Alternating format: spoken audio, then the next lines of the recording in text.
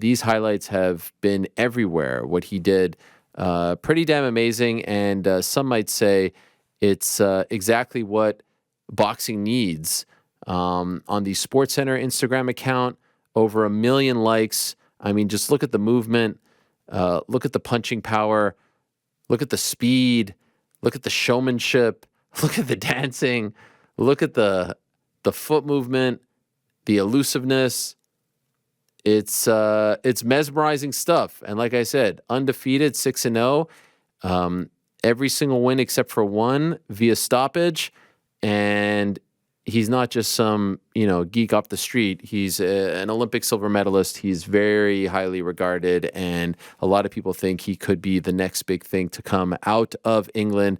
He is the man they call the surgeon. He is Ben Whittaker. He's kind enough to join us right now. Hello, Ben. How are you? Thanks for the time.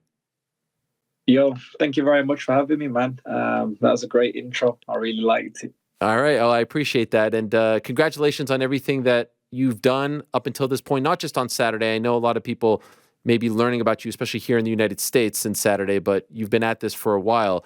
Could I ask, what has life been like for you since Saturday, since everything really went viral for you? Well, first I'm on your show, so I must be doing something right. But yeah, it's been crazy, if I'm honest. But the likes of Shaquille O'Neal message me, follow me, send me his number, Odell Beckham. The list goes on. But it's an honor, if I'm honest. But I don't do it for the views. I don't do it for the likes. It's my style, and it's the way I express myself in the ring.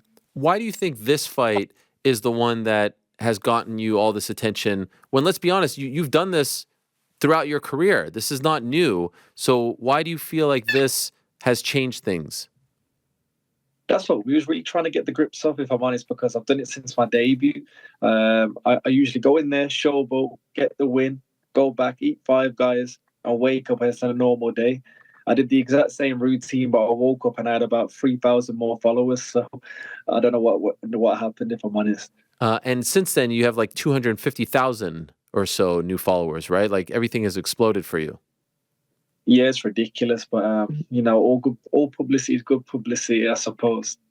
Have you ever been a boxer who didn't do this, or were you this way even as a youngster coming up as well? Like, was there ever a time where you were just your traditional normal Queensberry rules boxer without the showmanship? Honestly, if you came and watched me in the gym, I was probably the worst in the gym. Not so long ago, I asked my dad, "Why did you keep taking me to the gym?" He said, "There was something about you." He said, even if you was getting beat up, you'd put your hands down, slip to the side, throw an uppercut, and I knew you was different. And ever since then, I've always been different, and I've honed my skills. Of course, if I need to, I can go to the traditional boxing. I can go back to my basics, but the flair, the showmanship, that's what expresses me to be the boxer I am. When you were doing this early on, did you have people in your life, coaches, etc., teammates who were like, no, you can't do this. Like, this is going to be too controversial. It's going to invite too much criticism. And then if you do get caught, you'll be a laughingstock. Did you have people who were trying to deter you from fighting this way? Yeah, so when I got on the Olympic team, I think a lot of people get the English style as very stiff, very strong, come forward. So that's kind of the idea I get from the English boxing style as well. So when I got into the Olympic team, they hated my style, if I'm honest. They kind of changed me. They told me it would never work at the high level. The next thing you know, I got a silver medal representing them. So sometimes you just got to block out the things and you know what's right for yourself. And of course, in those Olympics, 2020 Olympics and 2021, silver medal, and you garnered a lot of attention when you said that you felt like a failure for the silver medal. And then I think later on you said, I'm sorry for what I said. You were proud to wear it. How do you feel about that silver medal now? I'm not going to lie. I still look at it with regret sometimes and a bit of envy. But I think if you're in a combat sport, you always want to do one better. You always want to be a winner. So coming out the ring with a silver medal, it's a bit of upset, of course. But looking back, it's opened up many doors for me. And not a lot of people can say they're an Olympic medalist. So you have to take it with a bit of salt. Afterwards, I think you said that you were going to try to rectify this. And reading the articles from back then, if I were to read them in a certain way, I thought maybe you would try out for the 2024 team. Is that a possibility still for you, or are you done with the Olympics? Yeah, I'm done with the Olympics. As soon as I started seeing those paychecks as a pro, I thought there's no point. Not only that, you have to think Roy Jones Jr., he got a silver medal. Floyd Mayweather got a bronze medal. So sometimes, even like today's age, Shakur Stevenson got a silver medal. So sometimes it's not always the gold medal that matters. When you're professional, it's about those straps. And but your hair right now is pretty traditional. Back then at the Olympics, you had the multicolor do. What was the inspiration behind that? I loved it, by the Yeah, way. so thank you very much. I went for the Sugar Sean. You did. It did. but It was very Sugar yeah, Sean-esque. But I actually dyed it blonde. I tried to go for the gold look, Ah. but it actually came out silver, and I ended up with a silver. So it's probably bad luck. But then, we're looking at the picture right now. Like you had all kinds of colors in there, right? Was that right after? Oh yeah. So that was after. Yeah, that was after. I thought I'd switch it up, but I ended up looking like 6'9", so I swapped it real quick. Okay, fair enough. I know. When you decided to go pro, you signed with Boxer and Ben Shalom, and obviously the UK scene is on fire with Boxer, with Matchroom, with Queensberry. Did you also talk to Eddie Hearn and Frank Warren or their teams? And ultimately, why did you choose Boxer and not Matchroom or Queensberry? Yeah. So coming out of the Olympics with a medal, you kind of hot property. Everybody wants a piece here. But the first thing I did was get a good lawyer because Mhm. your lawyer's got to look over everything. Secondly, I got my management team. I'm managed by Anthony Joshua, so it opened up many doors. I sat down with all promoters: Frank Warren, Eddie Hearn, and Ben Shalom from Boxer, and just the platform that Boxer could offer at the time. Sky Sports, especially in the UK, is really big, and it came with a big bag as well. Okay, so are you happy with that decision? Yeah, of course. Like I said, in the UK, other than Anthony Joshua, maybe Conor Ben, there's not many people that are the face of boxing, really. So they're pushing me in the right direction to hopefully go that way. And how many more fights do you have with them? Because I feel like whenever you're a free agent again, you're going to be an even hotter commodity and property. Um, I don't know. I don't know if I can say that yet, Okay. but um, you'll soon see what the next direction is. Okay, you have a plan. There's always plans, I mean, Okay. there's baby steps and there's future plans, but I kind of know my next 5 steps. Uh, how far away do you think you are from being the face of British boxing? Not far at all, if I'm honest. Of course, there's always a process to these things. You need the right fights, you need a title, you need all those things to line up. But skill wise and marketing wise, I'm not far at all because, you know, Benzo's Benzo. That's right. And I've seen. I'm a big boxing fan. I'm a big British boxing fan, British sports media fan, and I see you're very. That's Nottingham Forest. Is that Yeah, Nottingham that's Forest? Mike's squad. Yeah, you like them too. Hey, yeah, I'm good friends with Morgan Gibbs, so I'll let him know, man. Come on, MGW. That's my guy. I just bought my son his Yeah. jersey. I love him. He go. Small world, man. He goes like this when he scores. That's my Yeah, guy. Yeah, yeah, yeah. Tell him I say hello. I love that guy. They're playing right now, by the way, against Bristol City. We're keeping an yeah, eye man. on that. Yes, yes, we love them. That's tremendous. You know, I listen to all the media and I see that they're very torn on you because some of the traditionalists are like, this guy's a sham. And my theory was this, and I wonder if you agree with it.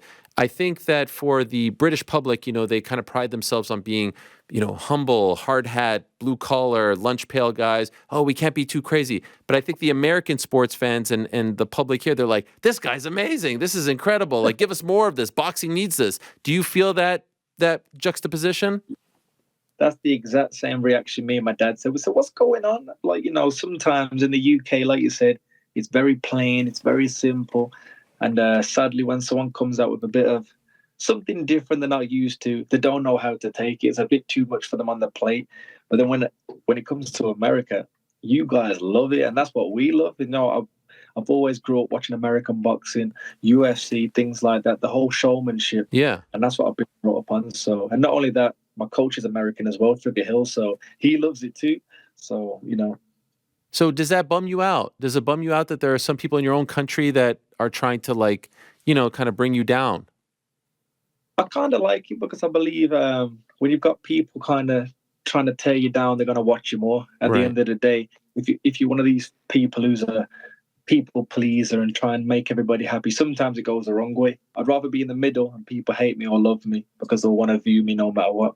Is there anything that you can learn, or maybe you have talked to Anthony about, his rise was, similar to yours, Olympic medalist, gold medalist, and then he was beloved. But then it seemed like at some point everyone turned on him and tried to tear him down as well. And it seemed like maybe the pressure got to him, or just like, what had happened in the Usyk fight in the second one afterwards and all that. Is there anything that you've learned from that and the way, he was treated by the public in the aftermath of that? Yeah, we never actually spoke about this, but me just being an eye on the outside, I'd say be true to yourself. I'm coming in this game as myself. Like you said, the showboating's me. The way I act, the way I dress, that's me. And when AJ first came out, maybe you're trying to please the public a little bit too much. Later on in his career, thought, you know what, I'm going to be myself. And people kind of thinking, what is he changing now? And that's what I like, that if people don't like me now, at least I've not changed. Do you think that this style can only go so far? Meaning, once you start to get to the top dogs, you cannot fight like this anymore? That's what I'm excited to show. I want the top dogs, and I'll still be bouncing on one leg while doing it. When you were growing up, who did you look up to? Who did you try to emulate? Obviously, the one that everyone brings up is Nassim Hamed. Was it him or was it someone else? Yeah, truthfully, no. Nazim, I only started watching him recently because I'm sponsored by Adidas, and I thought I want a good ring walk, and then it kind of made sense because he was Adidas too. But growing up, the first actual boxer I watched was a man called Mario Kindelin, a Cuban boxer. He beat Amir Khan in the Olympic final. He was great, man. And then looking into the sport, the Pernell Whittakers, the Tommy Hearns, all the old school fighters, James Toney. I love James Toney. And then today's modern age, of course, Floyd Mayweather and Adrian Broner. They was my favorite boxers. But most of those guys don't box like you. They don't do the things that you do. I know. I just think I've got my own style. But the good thing about me, what I like is I'm only showing people what I want to show you right now. Yeah, I can show about things like that. But when I really need to box, I can box. And a lot of people who've seen me box, they know I can box too. So when I really need to show it, that's what I'm excited to show too. And you don't strike me as the kind of guy who is short on confidence, but you do know, like, if you did get caught in a bad way doing what, like, the internet would just go insane, right? Everyone wants to say, yeah. Does that not cross your mind or worry you at all? Definitely not. I think, especially being a fighter, you need that risk. And when I've got that risk, that's what excites me. That's what keeps me up at. That's what makes me run in the morning. That's what makes me go hard in the gym. I like putting myself at that risk and knowing that I could become a meme. I make sure that doesn't happen. And it's also a little bit exhausting, no? I mean, like, boxing is exhausting in its own right, but all that extra movement that you do sometimes, doesn't that exert more energy? 100%. It's a very hard style to fight. Like you said, punching and moving, that's just one thing, but hopping on one leg, looking out the ring, it's a lot. But luckily enough, because I'm so used to it from a young age, it's kind of normal now. Okay. And so on Saturday, what was up with this referee, man? Was he like, what was going on over there? What he was just he was ruining your vibe out there. You weren't doing anything wrong. Ridiculous. What was he saying to That's you? like, yeah, he just kept saying, "Don't be disrespectful. Don't be disrespectful." I said, "I'm not being disrespectful." At the end of the day, the referees have got to do the job. They've got to make sure we're safe and things like that. But I really didn't get it because I'd get in a nice little rhythm. I'd hit an uppercut, I'd tap him on the head, about to do something else. Then he'd step in. I was like, oh. But, it is what it is. Were you at all worried he would take a point away? A little bit. I think he spoke to me 3 times and he said, this is the last time I'm going to take a point off. So I just looked at my corner and said, it's time to take him out. Okay. And that's what we did. That's crazy. Have you ever had a ref that was so on your case like that before? Yeah, in the amateurs, Okay. especially like the amateur game, like I hate that stuff, but I couldn't help it. And I've had points taken off so many times, but it is what it is. And even someone like Sugar Hill, he's never said like, yo, man, you got to chill out? If I'm honest, Sugar Hill loves it. Like, if I'm honest, like I said, when we're in the gym, we make sure we tick every box. So we go over the basics, we go over scenarios, we go over tactics. So he knows I can box, but when I'm in that flow, he just lets me be because he knows when I'm in that flow, I'm very hard to be touched. Everything is, by the way, I don't know if I've said it to you. I said it before the show or before you came on. I love it. I think you're a must-see TV. I think it's fantastic. and it's just so much fun to watch you fight. The movement is great, but the bop over the head, that is like embarrassing. That's like Three Stooges stuff. Where did you come up with that one? That's like you're dunking on the guy. It's almost like unnecessary, but you do it just to freaking put the exclamation point. Where did you come up with that? If I'm honest, sometimes it's always on the fly. Someone on the sports center killed me in the comments. They said, "My boy just hit him with the Looney Tunes punch." Yes, Oh man. yes. Well, mate, it's like I said, when I'm in there, I'm flowing. Sometimes I don't know that I did it until I've watched the highlights back. I'm like, I did that. But it was a good moment, and it's doing its numbers. Do you know who O'Shea Jackson is? I'm sure you know who he is now, Junior. Did you know who he was before? I knew who he was before, yeah. And when I came out, my dad showed me. I said, "Whoa!" Yeah. And then, like I said, Shaquille O'Neal messaged me. I said, "What's going on here, man?" So, seeing people like that who I thought would never get in touch with me from doing what I do and doing what I love, it's an honor, man. It's real good. What about my boy Central C? Did he reach out? No, man, we need to get him on. I want to ring walk with him, man. I think that would blow up. Oh, that would be. What song would you choose? UK rap? She don't listen to UK rap. What would you choose? Oh, no, what? I think because I'm a fighter, it's got to be Khabib, man. That would be. And that is for Khabib, right? Is that has he ever confirmed that? He drops a couple bars about Khabib, so I think it should be. That is wild. So, what is your dream walkout? Like, your walkouts are amazing. What would be the dream one for you? Would it be Central C? Oh, there's many on the list. If I'm honest, I say venue wise, it's got to be MGM. Growing up as a boy, that's the mecca of boxing. And then I think we'd have to bring a brick with us. Show us that we've got some flavor. So we'll have to put it in the notepad and see who we can bring over. That would be amazing. So I know Boxer's next show is March 31st, I believe, at the O2. Are you going to be on that one? Yeah, I think so. That's something we're looking into. I've had a week off this week, eating all the food I can, endure, and then I'm back into the gym Monday. Hopefully my team can get me an opponent and we can get onto that show. And I know when someone like yourself is out there successful and you're doing the things that you're doing, there's this rush to say, like, all right, let's put him in there against a real guy. Like, who's he fighting? He's fighting some bum. And that's not to disrespect. These are what other people are saying. And so how far away do you think you are from those higher echelon opponents? Yeah, it's like I said, I'm 6 fights in now. And if you look at Twitter, they want me to start fighting Bivol next. It's right. Like, give me some time, man. I'm 26. These guys are in their mid-30s. But at the end of the day, that's a little confidence booster to me, because if I'm 6 fights in and they want me and with those guys already, I'm doing something right. But you always see it sometimes. You see these prospects do very well against a certain level.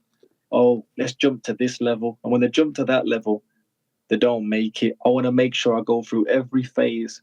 So when I'm at the top, I stay there. But I'm not far off skill-wise. I believe I'm there already. You think like next couple of years you're in those fights or further? Yeah, well, I'm 26 now. By the time I'm 28, I want to be a world champion. So 2 years max. And how soon before you really want to fight in the States? Because I understand, Boxer just signed this deal with NBC here in America. And I feel like you could be their guy. You could be the face of this promotion, especially as they try to make an impact here in America. How far away do you think you are from that? Yeah, like I said, the good thing is me having a coach in America. I do my camp a lot of times in Miami. So I'm very familiar with America. I've got family over there too. So sooner the better. I think sometimes the UK guys, they wait too long. Then they come over and they've missed the boat. I think I'd like to grow slowly with the American crowd, especially the feedback you guys give me is sometimes better than my hometown. Yeah. So it's definitely something I'd like to build up out there. And are you an MMA fan? I am actually, yeah. The gym I train at sometimes, because I do a lot of grappling. Yeah. I train at the same gym as people like Leon Edwards and Jai Herbert. So wow, in Birmingham. Yeah, Renegade. Renegade, yeah, those guys are great. So you have a relationship with Leon? Yeah, I know him well. My coach trains down there, does all the training with those, and I sometimes go down there just to work on my grappling. Those guys throw me all over the place, but I think it's something good to learn. Why do you work on grappling? Why do you need that? Just like when you're close in a clinch, you need to know where to put your head. And it's very clever. You see these prospects and people, they're always tight. These guys teach you how to just relax when you're there, find little gaps, bow. Again, it's something good to learn. And not only that, it's a good workout as well. Yeah. Would you ever want to do MMA? You know what? This is what I respect about people that come from the MMA background into boxing. It's always they come to us. We never go to them. And I say it's because they can do so much more than we can. I wouldn't like to get involved, if I'm honest. Those leg kicks look too much, man. I'll stick to just these hands. Fair enough. Your style reminds me a little bit. Do you know a guy named Michael Venom Page?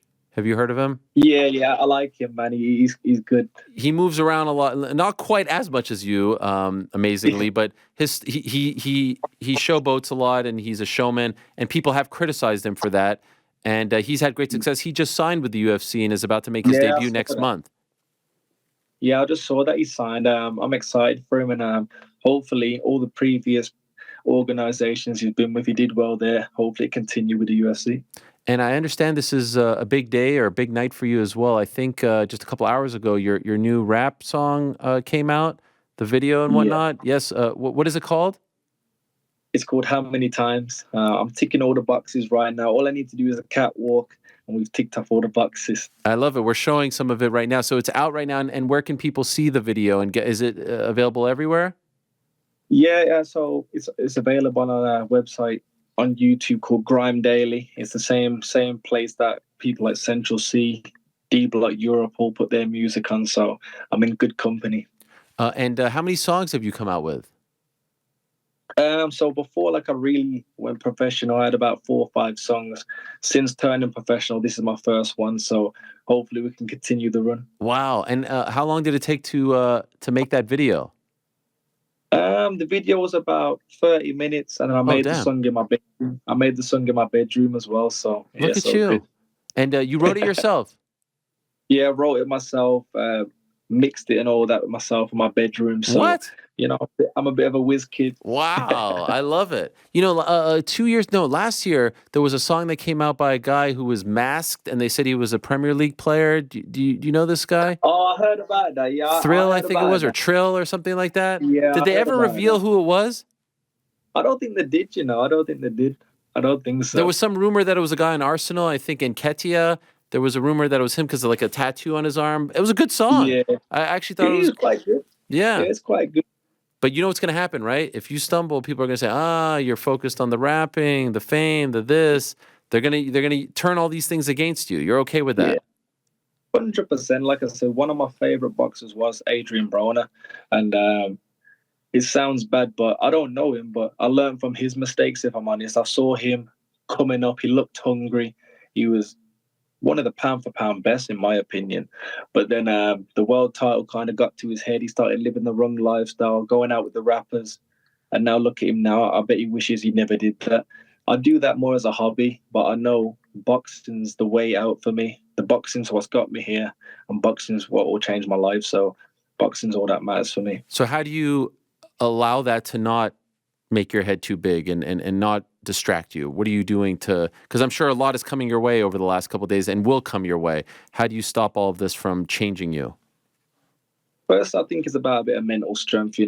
If you know where you want to go, those distractions are not needed. But secondly, I've been brought up really well. And my mum and dad keep me away from distractions. They've kind of told me, they've kind of set the life for me already. My dad said, "You will be a world champion. This will happen. This will happen. If you don't do this, this will happen." So I've kind of been drilled with that mindset. So I don't want nothing to mess up my plans. Okay, amazing. Best message you got since Saturday? Was it Shaq or was it someone else? Was it a sportsman in the UK? What was the best thing you got? It's got to be Shaq, man. You know Yeah. what I mean? Growing up, seeing Shaq play, he's someone who we all look up to. He's an icon, if I'm honest. And for him to message me, for him to actually watch my fights, and then for him to send me his number, Sheesh. man, that's got to be the best number on my phone right now. Did you hit him up? I ain't hit him up like that. No, Not okay. yet. I don't think I got the confidence to yet. But like I said, when I get a fight, especially in America, we got to sort him out some Oh ringside yeah. seats. It's sort of like getting a girl's phone number. Like you can't be too thirsty, right? You can't hit him up like right away. You got Exactly. to play it cool. Like, what am I gonna say to him? Like, "Hi, it's me from Instagram." Exactly. You know what I mean? So I'll let it simmer a little bit, then I might hit him up. Man, Shaq sliding in your DMs. And man, exactly. And not only that, you got people like Odell Beckham. I think he's sick. Yes. Chance the Rapper followed me, people like that. So it's crazy, man. It's crazy. He's a huge fight fan. I saw him in Terrence Crawford's locker room after his win over Errol Spence. Chance was just chilling in the locker room. So for sure, that doesn't surprise me whatsoever. Last thing, what's the dream? What's the dream fight for you? Location, venue, opponent. The dream fight that is feasible, not like you versus some old timer that is in your in your mind right now that you want to get. Oh, okay, let's go. MGM. I'm about 28 maybe, and I'd like to fight the winner of Beterbiev-Bivol. I think they've got all the belts, so it's only right I commentate them. That would be tremendous. And yeah, that's coming up on June 1st. Well, lovely to meet you, Ben. Really, it's incredible what you're doing. We're huge fans. Keep doing what you're doing. Forget the noise, forget the naysayers, forget those crotchety media guys that don't like to have fun. Do your thing, my man. It's great to see you. It's a breath of fresh air. And say hello to Morgan for me as well and tell him we love him too, okay? He's my guy. Thanks for your time. Thanks for your time. Much love. All the best to you, Ben. Take care. There he is, Ben Whittaker. Thanks for watching. We appreciate it very much. Hey, if you like this video, give us the old thumbs up. Subscribe as well. You could get many more of these videos on the channel, so please do that. We would love you forever if you did so.